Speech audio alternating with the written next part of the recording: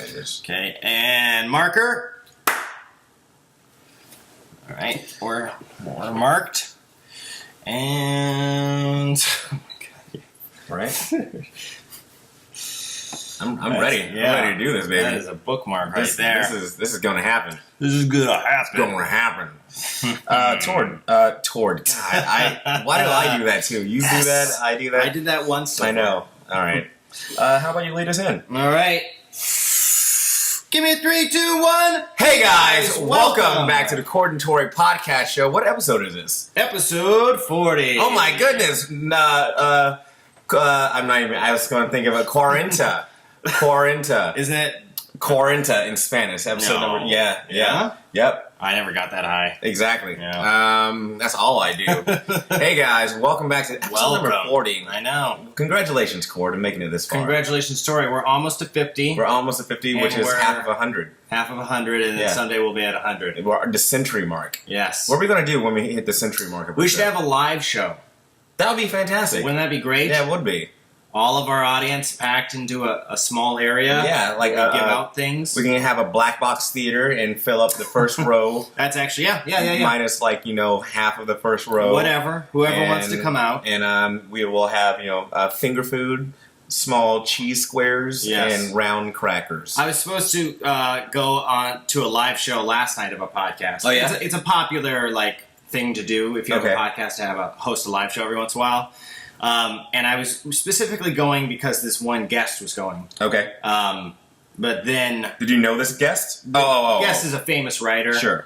And then yesterday afternoon, I got the email that the guest canceled. Oh, no. And they're like, but we got somebody else to fill in. And I'm like...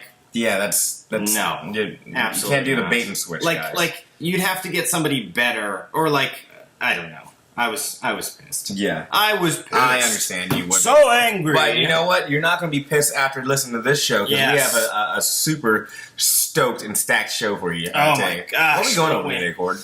We're having this massive DC discussion. The DC discussion. Yeah. Discussion. The DC universe. Yeah. Last week, DCU. Over the past week, there's been so many things that come out from the DCU, the DC universe, and we gotta break it down for you guys. Yes. First of all, what did you think of the Suicide Squad trailer? Oh, I loved it. Right? Any trailer that has a Queen song in it and doesn't butcher it is fantastic. But do you know any of the characters? I know the characters. One or two, right? Yeah, I know the Joker and I know Harley Quinn. Awesome. You don't know anyone else. We're gonna break down who are the affiliates of the Suicide Squad in this episode. Yes. And some more DC stuff as well. So if you guys are superhero fans and comic book fans, then tune in and turn up the volume because we're gonna be coming at you live from Los Angeles. Live and hot. All right. But first, before we get to that, guys, there's been a few other things that come out over the last week. And Cord, this one I know you're excited about. You're going to watch it every night right before you go to sleep. Yes. I'm DVRing it already. I'm sure. Even though it hasn't aired at all. Guys, I don't know how to feel about this or how you'll feel about this, but The Exorcist, the famous movie, is coming to TV with a modern twist. Yeah. Now, Fox, of all networks, has ordered The Exorcist based on the iconic horror film from 1973, which is based on a novel. Did you know that was based on a novel? I didn't know it was based on a novel. That's amazing. Yeah. That's probably a terrifying novel. William Blatty. Blatty. Yeah, 1971. Hello, Blatty. Yeah, but it's going to be a 1-hour drama and with a modern twist to it. Now, how many viewers do you think it would have, and what do you think the demographic would be? I don't. Well, they're probably targeting American Horror Story. Whoever's kind of sure that into vein. that show. Yeah. My big question is: Are they doing a different exorcism every week, or are they staying on one exorcism for a season? You know what I mean? Right, because that would one demon throughout each season, or multiple demons, or multiple hosts. Is it going to be a procedural only with exorcisms? Which kind of sounds cool now that I say that. It kind of does, right? Excuse me. You're excused. It's coming from 20th Century Fox, yada yada yada, And it says the 1 hour drama is described as a modern reinvention inspired by Blade's book. Serialized psychological thriller following two very different men tackling one family's case of horrifying demonic possession and confronting the face of true evil. True evil. One family's... Yeah. Is that what it said? Yeah. Two different men tackling one family's case of horrifying demonic possession. So it sounds like a very long movie. Yeah. Which is fine. Kind of sounds like American Horror Story meets... what's our favorite... Hannibal. No. What's our Star favorite... Wars. Horror movie, Cord. What's our favorite... Dang it. Paranormal Activity. Dun, dun, dun. Right? So it's kind of American Horror Story meets Paranormal Activity. Yeah. That's what it sounds like. I'm not watching this. You're not watching it? You sure? You don't want nightmares? Because I'm going to be terrified. Yep. Okay. From the opening credits scene. All right. Well, instead of screaming, crying because you're afraid, you can scream of laughter. Yes. Because this I'm really looking forward to. Do you know who Key and Peele are? I thought I did. Okay.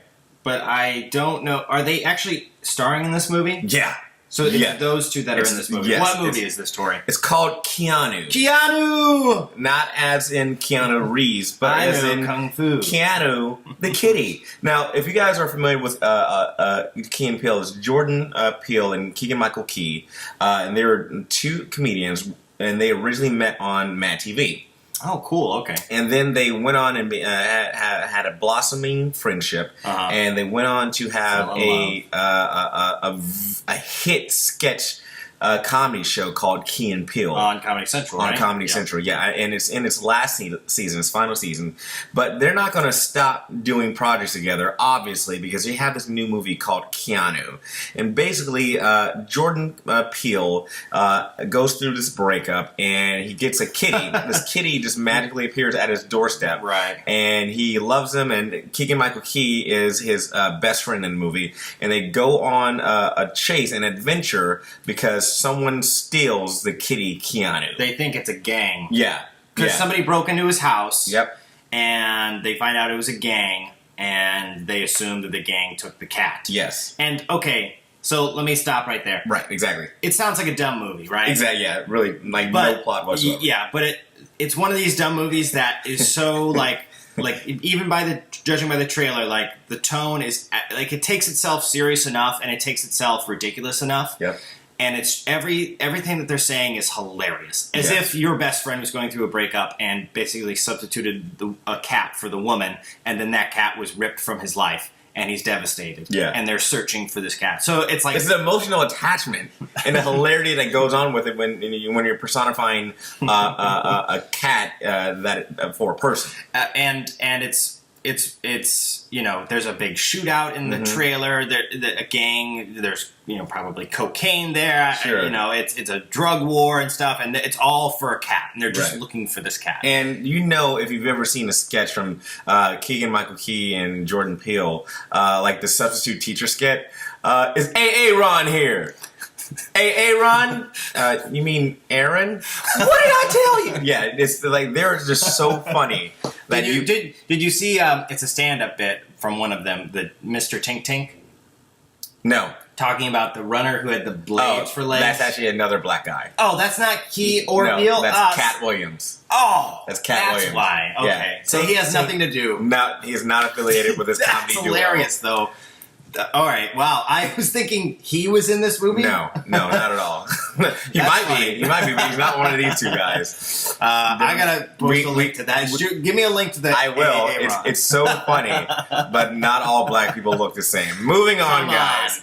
I did not. Real quick. I did not say it. Because it was Cat. It was a short first name, so I got Key Peele Cat. That's practically the same thing. Moving on. I'm sorry. Like if you're watching this on YouTube, you can see the embarrassment on his face right now. I don't know what you're talking about. In my. Here's a distraction. I'm judging. Here's Mega Man. All right. I'm wearing my Mega Man shirt. Moving on, real quick. I want to mention this. I love the series Archer. Have you seen it? I love it too. I haven't awesome. seen much of it. But it's great. But anyway, it's been a long hiatus, but it's coming back on March 31st, ladies and gentlemen. So if you've been waiting for the new season of Archer like I have, it's coming back on March 31st. Okay, 7th season? Is that Yeah, right? season number 7. So that's awesome. it, guys. So I kind of want to just sit down and like binge watch all of Archer. You should. It's on Netflix. It's on Netflix. It's like seasons and 1, it's hilarious. I think 1 through 5 or 1 through 6. And there's so many like one-liners that are funny, and so many tossbacks. And a tossback is like when you make a joke originally, and then you keep on referring to the joke throughout. Like if it's a long-form improv sketch, like throughout the long-form improv, or throughout a series, they always like toss back to the original joke, and it's like kind of an inside joke. And people who start watching like season 3 or season 4 don't get it, and they make fun of the people who don't get it too in the series. It's so great. It's like, what, we're not doing that anymore. That's literally what I'm phrasing. We're not doing that anymore. My favorite joke of the few episodes I saw is that's how you get ants. No. You know, you don't call her a hooker, you call her a call girl. Yeah. If she's dead, you call her a hooker, though. Terrible. Guys, if you've never seen or are familiar with the series Archer, it's an animated half-hour comedy. A la, The Simpsons, more adult, kind of like Family Guy. Yeah. Family Guy is more of an accurate. But it's about like the douchiest double like James Bond. Yeah, the douchiest James Bond ever. Yeah, misogynistic, douchiest and incompetent James Bond. Yet he calls himself the world's greatest spy. Yeah, like he says in public he's the world's greatest spy, which is like the theory of Fight Club. You don't talk about Fight Club. You don't say that you're a secret agent. Do not talk about Fight Club. Funny, guys. So those two things are coming up. Go check all of that out. Absolutely. Let's talk real quick. Let's hit on this thing that we got here. Yeah. There's going to be another Die Hard coming out. Die Hard number 18. Somehow they are making another Die Hard. Yeah, Die Hard 6. But it's not going to be a sequel. It's going to be a prequel-sequel hybrid. With John... it's a Prius. It's a Prius. With Bruce Willis.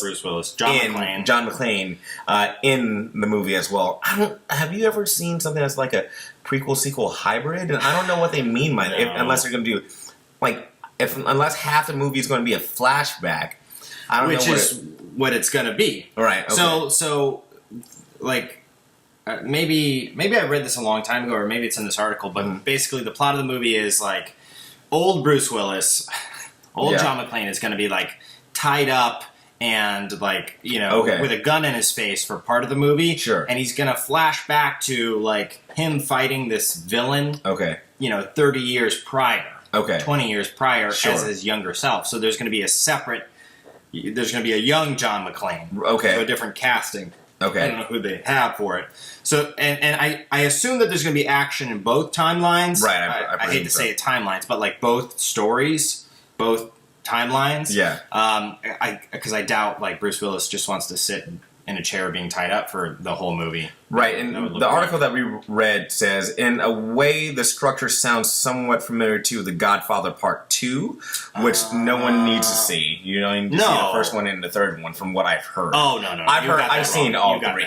Episode number 3 is horrendous. Oh, number 3 is horrendous. I've seen all three. Number 2 won Best Picture as well. Well, yeah. Did it? 1 and 2 are classics. Well... Got it. I forgot the timeline, so... But anyway, familiar to The Godfather Part 2, which told a primary story that built upon the events of the original while also going back in time to inform the film's backstory. Yeah, real quick, Godfather tangent. If you haven't seen Godfather, 1 and 2 is amazing. But Godfather 2 is awesome because... Oh, you're right. I'm totally thinking about Godfather 3. It was just... redundant. Yeah, Godfather 2 shows the story of Vito Corleone, who is played by Marlon Brando in the first movie, who's played by Robert De Niro in number 2, while at the same time showing Michael Corleone his basically having to like, he's trying to legitimize his family, like do gambling opposed to like drug or badder stuff. But it's a nice story that kind of like they're separate, but they're obviously connected. That's kind of a I wouldn't really compare Die Hard to that movie, unless you're showing his grandfather at work. Sure, all right, and that's my opinion. But don't you think that the older as old as Bruce Willis is getting, he kind of looks like Marlon Brando, just a little bit. Like, just get a little more weight on him, a bit more of a belly. I don't know.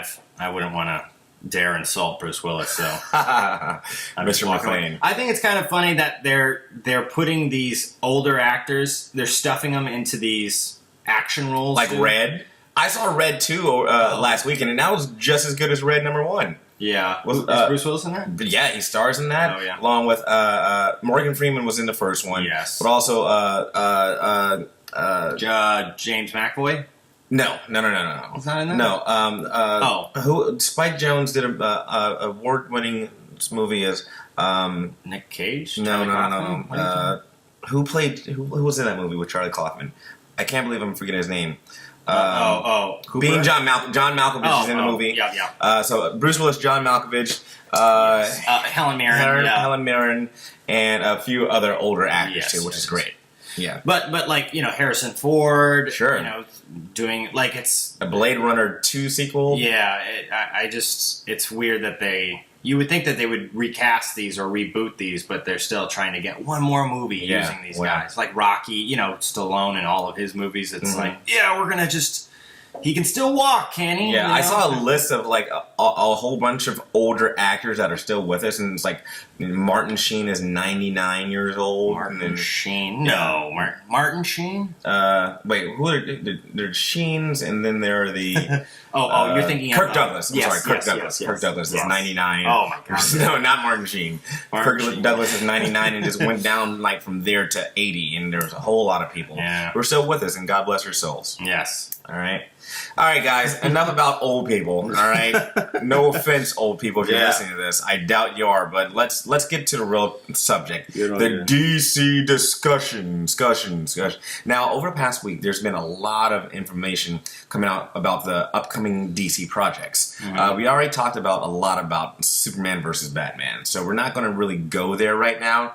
However, last Tuesday, before the premiere of DC's Legends of Tomorrow, a kind of spin-off from the Arrow and the Flash, they had like a DC special on the CW network.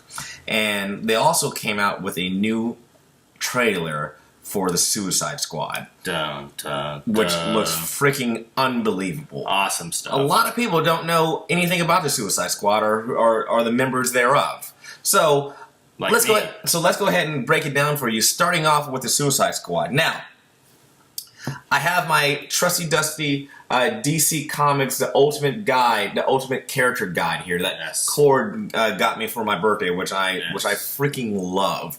And we're going to break down who these characters are and describe them. So starting with the Suicide Squad, right over here, ladies and gentlemen. Task Force X. That's their other name. Code name? Yeah. Known as the Suicide Squad to its members, is a team of ruthless superhuman criminals. Most of them are superhuman. They take on covert missions too dangerous for an ordinary team with a promise of freedom if they succeed. Directed by Amanda Waller, this fearless team gets any job done. We'll get to Amanda Waller, the director, in a minute. Is she played by Viola Davis? Thank you. Yes. Gotcha. Now, there are a whole bunch of different characters in the Suicide Squad, depending on what comic you read or if you're looking at the movie. So, in the movie, we have a few different characters. From the comics, it says Chemo is a villain. Just talk about who's in the movie. I don't want to confuse people. All right, so that's who the Suicide Squad is, ladies and gentlemen. First of all, we're going to talk about Deadshot, who's in the movie. All right, played by the one and only Will Smith. You know what Will stands for? William? No, Willard. Willard. Yeah, Willard Smith. Oh. That's what. So this is Deadshot, ladies and gentlemen. If you're looking on YouTube, right over here on the right side. Yeah. Now, Deadshot is the world's best marksman. There's no target that he can't hit. As a young boy, Floyd Lawton saw his family ripped apart by anger and hatred. Violence was all he knew, and it turned him into a cold, heartless killer. Deadshot will hunt down anyone for a right price. Now, he's a mercenary, and his number one arch enemy is Batman. They've been going back and forth for years. And he has perfect aim and can hit a target from great distance. So that's who Will Smith is playing, ladies and gentlemen. Was he locked up by Batman? then? He's been defeated by Batman in the past. Do you think in the movie it's gonna... They must tie in... Well, you know what? There's talk about... this is I was going to mention this a little bit later, but there's talk about Batman making an appearance because Joker's in the movie. And they're wondering if... in the trailer, it kind of shows Joker pulling Harley Quinn out of a pool of this liquid, which in the comics, originally Joker was a human and he fell into this chemical, and when he came out, he was known as, he became the Joker. So we're thinking that he was pulling Harley Quinn into, putting her in or pulling her out of the same thing to make her Harley Quinn, and not Harleen Quinn. And so they're thinking, how did Harley Quinn end up in locked up, and you're thinking Batman might have put her there. So that's a rumor circulating around the movie. Gotcha. Yeah. So villain number 2 that we're going to be talking about is Captain Boomerang over here. Boomerang. Now, Captain Boomerang is a ruthless thief and member of the Flash's rogues gallery of enemies. Ooh. He's an expert marksman with sharp tongue, and he never shies away from trouble. Captain Boomerang was recently given a chance to start a new life, but he still chose to pursue a career in crime. And he's in the movie. Do we saw him in the trailer? He was like the first one. He was the one who was kind of in ISO. He's like, "Let me out of here!" And he's the one that's on the. He has a beard. He's pretty jacked. He's shirtless, and he's the one being watched via camera. Okay. Yeah, so we have seen him in the Suicide Squad trailer, and he uses boomerangs that are sharp, and that's his main thing. So if you're looking on, we'll share this link later on that breaks down the Suicide Squad trailer. But he is definitely in a cell, and they're observing him as well. That's a tough job for an actor. Hey, you're gonna act along Will Smith, who has a bunch of guns, and the Joker, who has a bunch of knives, and you get boomerangs. Well, have fun. It's kind of cool because Captain Boomerang he's an expert with boomerangs and he's created a variety of them with each their own special power. So he's like the arrow, but for a boomerang. But drawing this comic, they're like, okay, we've used this, we've used this. What else in the world can this guy throw? Sure. Hot dogs? Well, no, it's just like the arrow. Boomerang! It's just like the arrow, and he has like a freeze arrow. He has explosive arrow. Is he Australian? Yeah, he is Australian. Yes, of course he is. Well, in the original comic and in cartoons, he's Australian. Yeah. Yes. Yeah. Moving on quickly, Harley Quinn. We know all about her. Yes. She was originally. Do you tell her story if you know? I don't know. Oh, you don't? Story. Okay. I love her though. What's her real name? Harleen Quinn? Harleen Quinzel. She was originally a doctor who came on to treat the Joker when he was locked up in Arkham, and he mentally converted her over to being an enemy and his lover and his girlfriend. Oh, okay. But still treats her like nothing. Yeah. All right, villain number whatever we're on from the Suicide Squad. This guy, look at this guy, ladies and gentlemen. Killer Croc. Yes. Now, Killer Croc. His real name is Waylon Jones, and he was born with a disease that made his skin green and scaly. He was rejected as a child because of his appearance, and he grew up bitter and hostile. Now, as a monstrous criminal known as Killer Croc, he prowls the swamps of Gotham City, always looking to snap up his next villain. Yes. Cord, how tall would you guess this guy is? 6'5". He is a foot taller. He's actually 7'5", and he's 686 pounds. Oh my gosh! Now he doesn't look that big in the trailer though. I feel like they made him shorter. Probably so, because you're not going to have a man who, unless you're walking on stilts or CGI. Right. Yeah, maybe like a Ninja Turtle. Exactly. Yeah.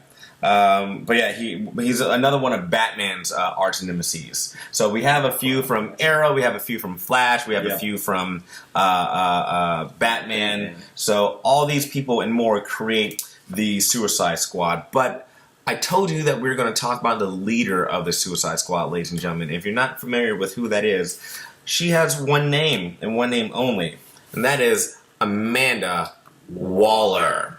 Now, Cord, read who Amanda Waller is. Right here? Yeah. Amanda Waller is the tough, talking leader of the secretive Task Force X, a team of former villains whom she sends on spy missions. Waller has a deep distrust of the world's superheroes and has made it known that she will not hesitate to take them down using any means at her disposal. Yep, 5'9". Yeah, she's 5'9", so she's not really a superhuman or doesn't really have superpowers. But because of her various work affiliations, Amanda Waller has a vast network of secret information at her disposal and does not hesitate to use the knowledge she gathers to destroy her enemies. She's like Sam Jackson. Exactly. It's kind of like Captain Fury. Nick Fury. Nick Fury, yeah. Nick Fury. So, and in the comics, and originally, Viola Davis isn't a heavy-set woman, but in the comics, she is pretty heavy-set. She's 5'9", 225, and it says, despite her weight and bulk, Amanda is also an excellent hand-to-hand fighter. Ooh. So she can dish it as much as she can, take it. Yeah. So those are some. I say some of the characters in the Suicide Squad movie coming out. Again, depending on the version you're familiar with, whether it's the comic or if you've seen it on, the Arrow or another cartoon series, there are different villains who are in the Suicide Squad trailer. Enchantress is another one who's in the movie version. Okay. She's the witch. Yeah, she's possessed one. By a witch. She's possessed by a witch. Yes, and there's thought that she is the main villain of the movie. We don't know who the main villain of the movie is yet. Right.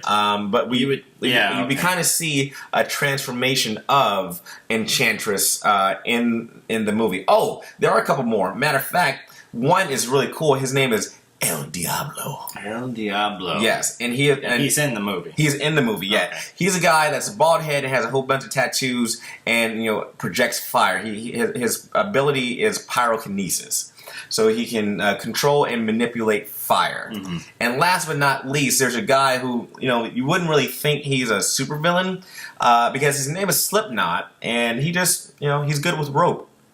Oh, he's just good with rope. I know that he puts different chemicals on the rope to make it more durable and other things. But he's a villain, and he likes to tie people up a lot. From what I hear. Yeah. And I'm not sure what he does with his nighttime adventures, but they may or may not be the same. Yes.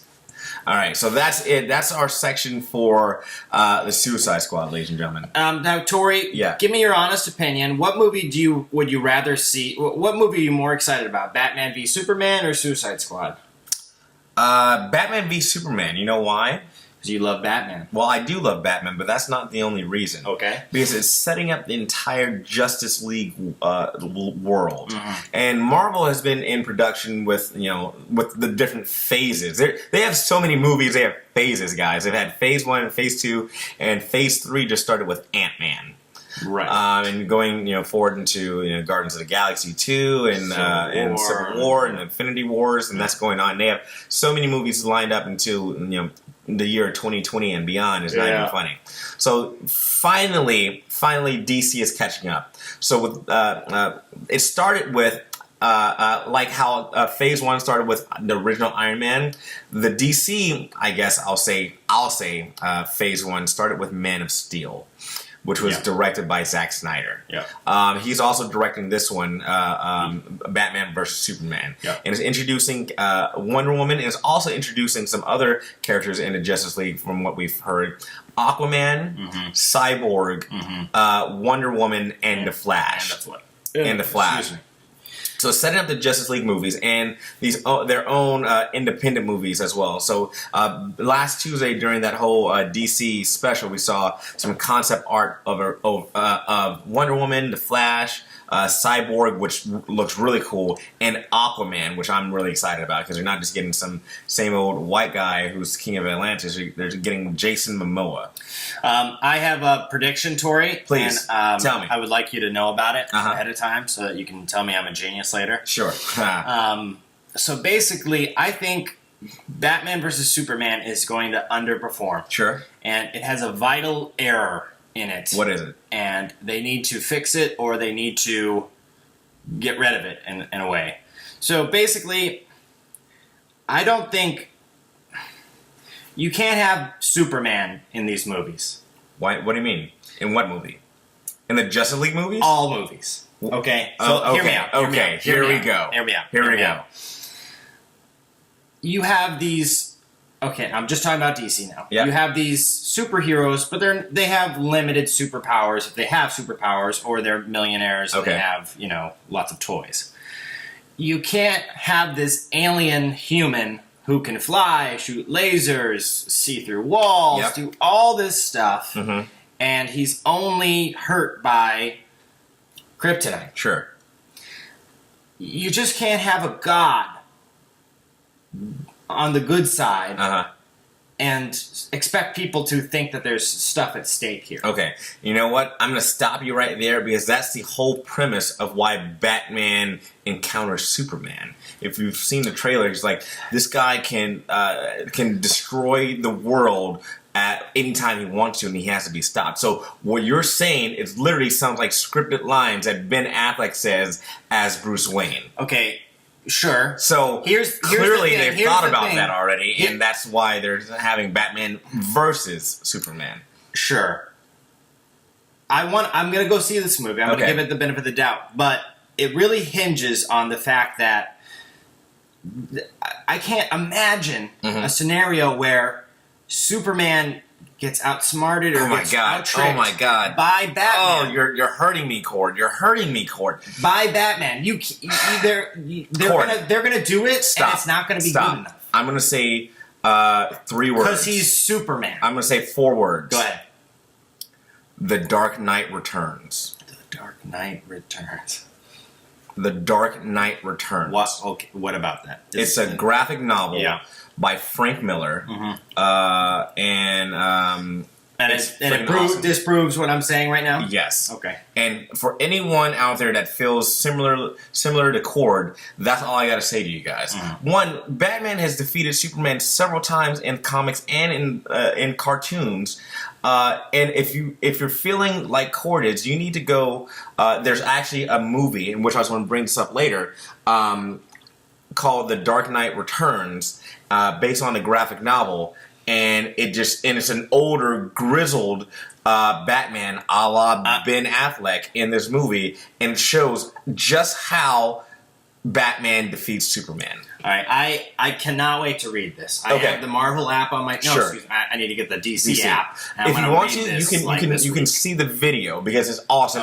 Is it on Netflix? No, I think you might have to rent it from iTunes. Okay. But it's on video, and it's so good. Yeah, and it's so good, and it's for various reasons. But let me ask you this: have you seen any of the Justice League cartoons? No.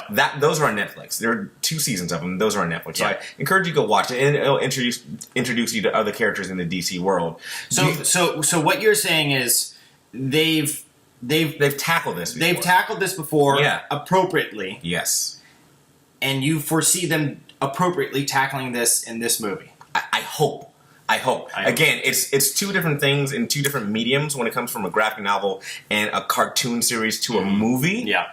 And, with many movies that are adapted from, like screenplay, or adapted from graphic novels and books, the director and the producing team has, takes liberties to make it not exactly the same, word for word, Sure. So it's we don't know how different or how similar it's going to be. There have been some indications from the trailer that show that it's going to be fairly similar, but we don't know how. Don't tell me what it is, but tell me a little bit about what it is. About what? Like it's Superman. Yeah. How do you get around Superman, the Man of Steel? With key planning organization and kryptonite. And kryptonite. Yeah, and kryptonite. So they put him in a room with a bunch of kryptonite or something? I'm just going to touch it! I'm going to tell you that watch the movie, and all you guys listening, watch the movie or read the graphic novel because it's fantastic. Yeah. But moving on real quick, guys, more about our DC discussion. Do you know who Static Shock is? Static Shock? You mean the static shot on my clothes when I have static shock? That's pretty much the premises of how Static Shock got his name, actually, and how he discovered sweaters. He just thought that he just had a lot of built up electricity walking around this. Too much shuffling. Exactly. Yeah. But no, this is an awesome character which was created in the early '90s, so he hasn't been around too long. But he's phenomenal, and he really became a hit when the CW or WB back in the '90s created an animated series for Static Shock, and it became very, very popular. One, because he's a young African American superhero, and basically he is exposed to this gas in a community, and he always had a lot of static electricity in his house, and that's like the first thing or first element or whatever he came in contact to. And now he can generate electricity in his body and control and manipulate electricity. So it's fantastic. If you haven't seen it, it may be on Netflix. I highly encourage you to YouTube like at least a pilot and watch it, because it's phenomenal. And we have confirmation that they are making it into a movie. That's the positive. Here, like, depending on how you feel about it, I feel it's kind of a negative until proven otherwise. Jaden Smith is confirmed to play Static Shock, and it's a negative because I'm not too much of a fan of Jaden Smith's previous work. My negative is they didn't pick you. I mean, why wouldn't they, guy? Yeah. I mean, I'm the perfect choice for this. I really am. I have a lot of Static Shock. Very, very bitter about it, ladies and gentlemen. But no, Static Shock is such an it's. We hold it very closely, I think, and for one, nerds like me, and then for people who want more of African American and positive African American superheroes, it was a fantastic show and a fantastic idea. And what he does for the community in the series as well is amazing. And he's like a high school student, so okay, here's that. But it's just such a great character and such a great storyline. I hope that one, they have a good movie and a good script to go along with it, and two, Jaden Smith doesn't ruin it, because once, like, the first time that you introduce a character in a movie, especially mainstream, and since DC is becoming more and more popular, you have to make it good. You just have to make it good. Just like Deadpool. Deadpool, the viral marketing for this is amazing.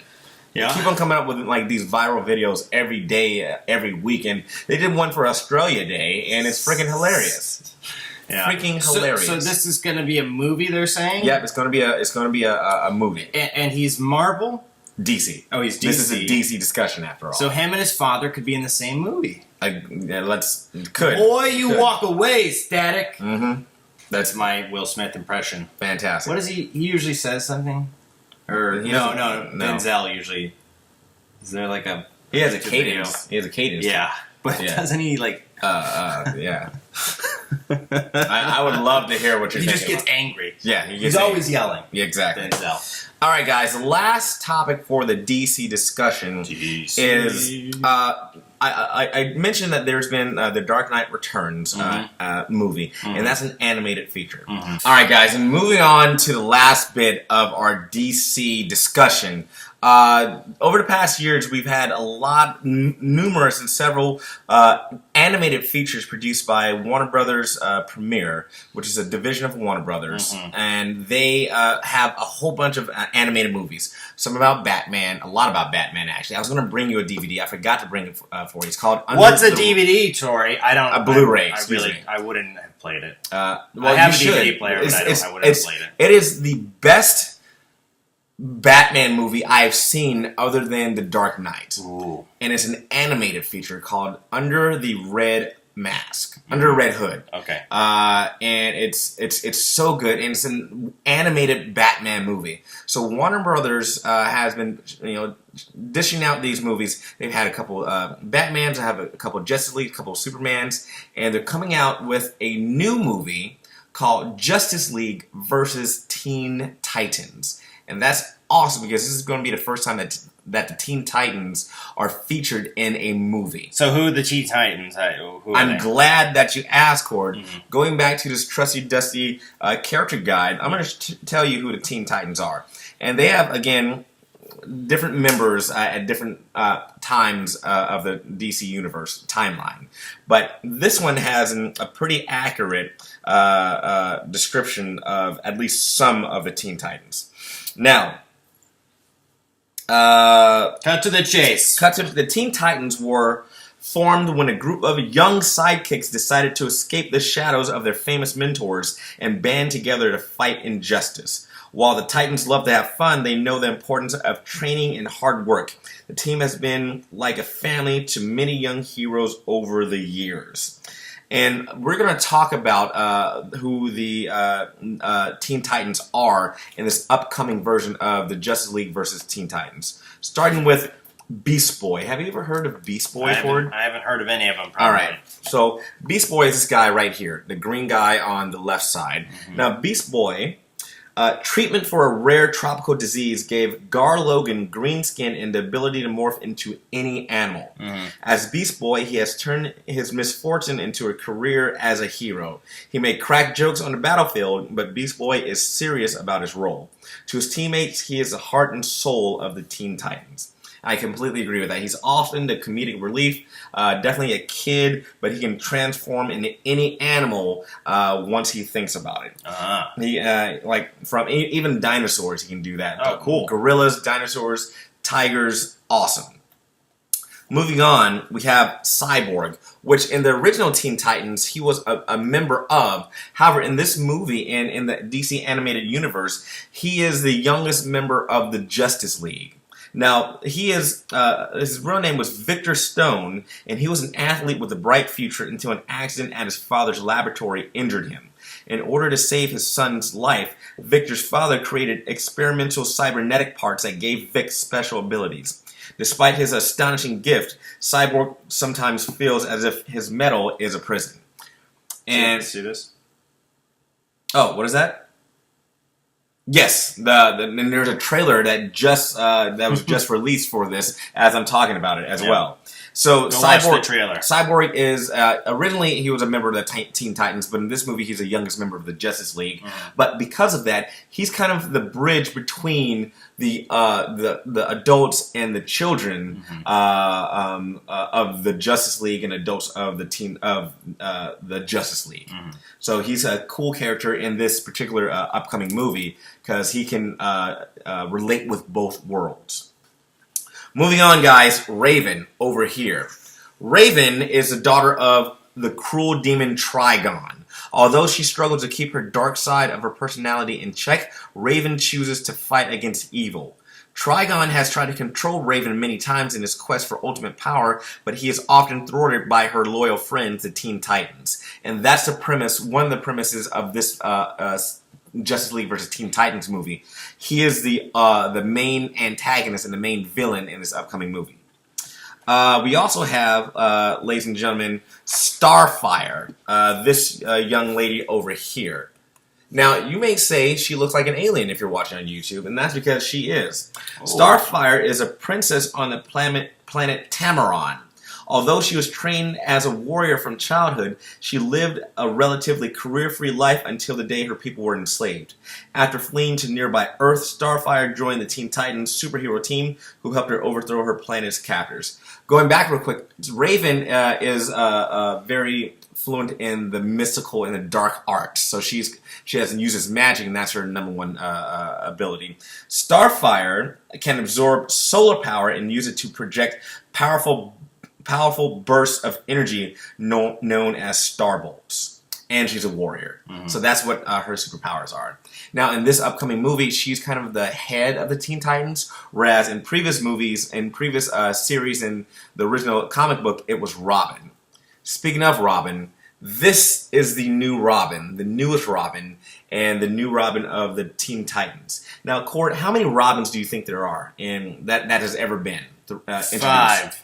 You're right. Yeah? Yeah. Yes. Can you name them? No. Robin. No, their real names. No, I don't. All right, there's Dick Grayson, the original Robin. Yep. You have Jason Todd, Tim Drake, a girl who was introduced in The Dark Knight Returns. Alicia Silverstone? No, that's Batgirl. A female Robin who was introduced in The Dark Knight Returns. Oh, cool. I forget her name. Okay. And then you have Damian Wayne. Now, wait, have all these Robins died? No, not all of them have died. Some of them have. Some of them Batman's have. not a very good... well, they grow up. Dick Grayson wasn't going to be Robin forever. He went on to become Nightwing. Oh, I see. So there are different Robins, and some they graduated. grow up. Exactly. But why does the name Damian Wayne sound familiar? Damian Wayans?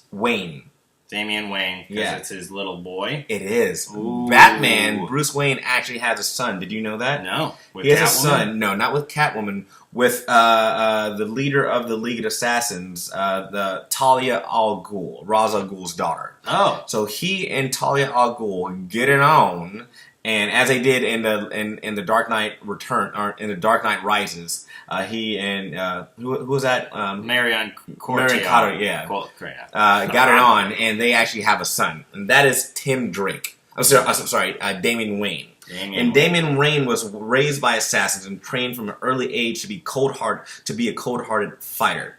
But he eventually rejected evil and donned a hero's costume, becoming the newest Robin. Batman may find his new sidekick difficult to get along with, but Damian's passion is unmatched. And he's a warrior, he has hand-to-hand combat skills, and Batman's like, you know what, I can't control you, so I need to introduce you to kids your own age so you can become more socially accepted. Because he wants to fight and he wants to kill, but as much as Bruce Wayne and Batman can control that, he can't control it 100%. So that's why he sends him to be with the Teen Titans and to get some social responsibility amongst his peers and peers his own age. Awesome. And there's one last Teen Titan, which I'm going to tell you about, who I wasn't familiar with, but he's going to be in this new upcoming movie, and that is the Blue Beetle. And I don't know anything about him, so this is going to be news to me. Teenager, is that Jaime or Jamie? Jaime Reyes lived a quiet life in El Paso, Texas, until the day he found an alien device. The insect-shaped artifact transformed him overnight into the amazing Blue Beetle. Jamie got a crash course in how to be a hero when he teamed up with the Justice League to battle Maxwell Lord. And Maxwell Lord is actually one of the main antagonists in the new Supergirl series. But he's a high school student, he's a hero, and his powers, Blue Beetle's powers, come from a beetle-shaped device called a scarab, which fell to Earth from space. When danger threatens, the scarab emerges from Jaime's spine and encases him in a suit of indestructible metal armor. The armor also generates weapons and allows Jaime to fly and shoot laser beams. That's pretty cool. That's radical. That is radical. It's kind of blue Iron Man. Kind of like Venom. Venom was a symbiote from outer space and attached to Peter Parker and then went on in the Marvel universe. But that's kind of a cool thing. It's an exoskeleton with weapons. Yes. Yeah. That's awesome. Absolutely. Tori, thank you so much for diving into the Teen Titans there. That's very informational. Absolutely. And go check out that trailer. It just dropped, a couple days ago. We'll post it, guys. And seriously, if you have not seen some of the animated features from DC, look them up. All are very good. I highly recommend them, and you will not be disappointed. Yes. And Cord, you need to see The Dark Knight Returns. Oh, it's on my list. Awesome. It's on my list. Awesome. Well, that concludes episode 40, guys. Thank you so much for checking us out. Yes, thank you. You can find us on Instagram and Twitter at Cord and Tori Show. And Facebook by liking the Cord and Tori Podcast Show. Yes, and YouTube, Cord and Tori Show. Just absolutely. Search for that. Thank you so much. We'll see you next week. Yep. And we'll see you then. Yeah. Have a good one, guys. All right. Cheers. Bye. Oh, one quick thing. If we were recording this... Oh, no. I'll do that at the beginning. Okay. Yeah. That's why I waited until after I said bye. So you can cut. Okay, I'll cut right there. All right. Do we want to...